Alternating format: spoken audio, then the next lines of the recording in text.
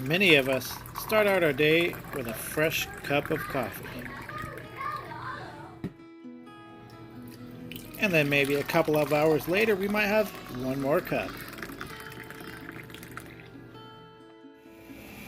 And later in the afternoon, we're going to have to stop and get that little pick-me-up.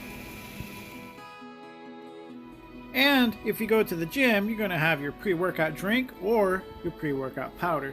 And there are so many different powders to choose from with a different level of caffeine in each and every one of them.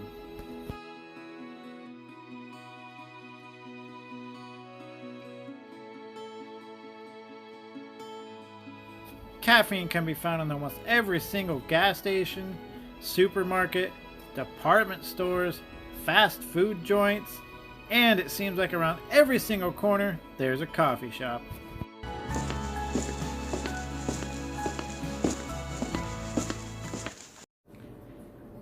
Caffeine can be found in almost anything. It could be found in coffee, it could be found in energy drinks, frappuccinos, pre-workouts, pre-workout powders, gum. The list goes on and on. But what's the big deal with caffeine? Why is it so great? Why is it that 80% of US adults continue to consume caffeine every single day? Now I'm going to tell you the main reason why everybody out there drinks caffeine.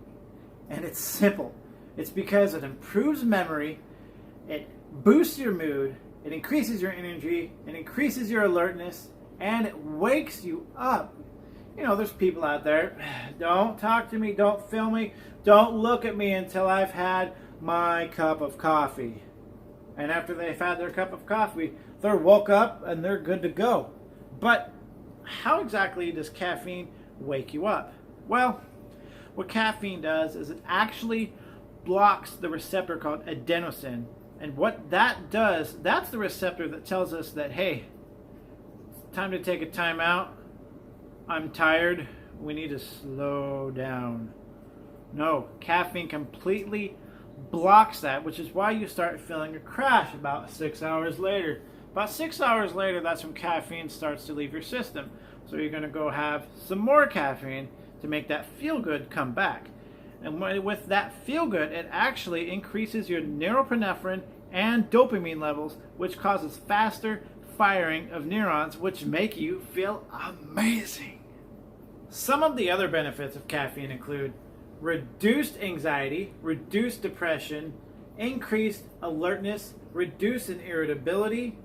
You guys, caffeine can be a great stimulant when used correctly. It has copious amounts of benefits, again, when used correctly.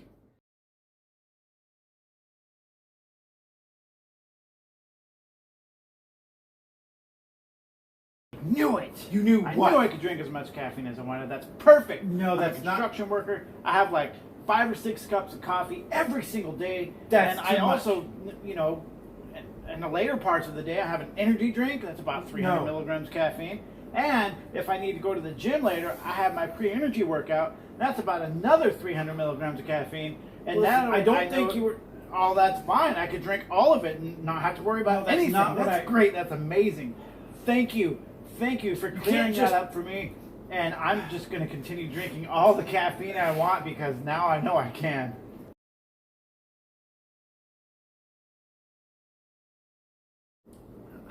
Now, that's a common misconception about caffeine. You cannot drink as much as you can. I cannot stress this enough. 1 cup of coffee alone, you know, the cups of coffee that you have in your pantry, that is 100 milligrams of caffeine per cup. Now think about this. With caffeine, just like any other drug, your body builds up a tolerance. Whether it be an illegal drug or a legal drug, your body builds up a tolerance. Now what happens here, your 1 or 2 cups of coffee will start turning into 5 cups of coffee plus an energy drink plus a pre-workout later on for the gym. Then we're talking about over 1,000 milligrams of caffeine per day. Like I said, 1 cup of coffee is about 100 milligrams of caffeine. It's really easy to exceed your daily intake of caffeine. And once you start exceeding your daily intake of caffeine, you could start having issues like cardiac rhythm abnormalities, which basically means you're going to have an irregular heartbeat. Some people actually reported having heart palpitations. Now, some of the more immediate effects of caffeine: as soon as caffeine touches your bloodstream, it spikes up your blood pressure. It's not quite yet known why that happens, but the fact of the matter is, it does raise your blood pressure. So if you have high blood pressure, I would actually recommend not drinking caffeine at all, or extremely limiting yourself, maybe 1 or 2 cups of coffee per day, no more than that. Now, besides the high blood pressure, you can have vascular effects, and, like I said earlier, caffeine can help with depression and anxiety and irritability, but if you start drinking too much of this, it starts having a negative effect on all this. It will increase your anxiety, it will increase your depression, it will increase your irritability. You won't be able to sleep correctly.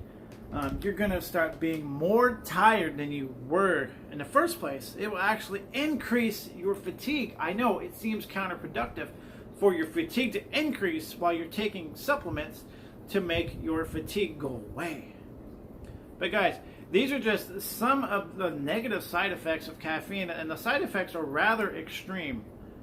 But I've only named off a handful of the benefits caffeine has. Caffeine has so much benefits, but it also has a lot of drawbacks. I've also only named off a handful of drawbacks.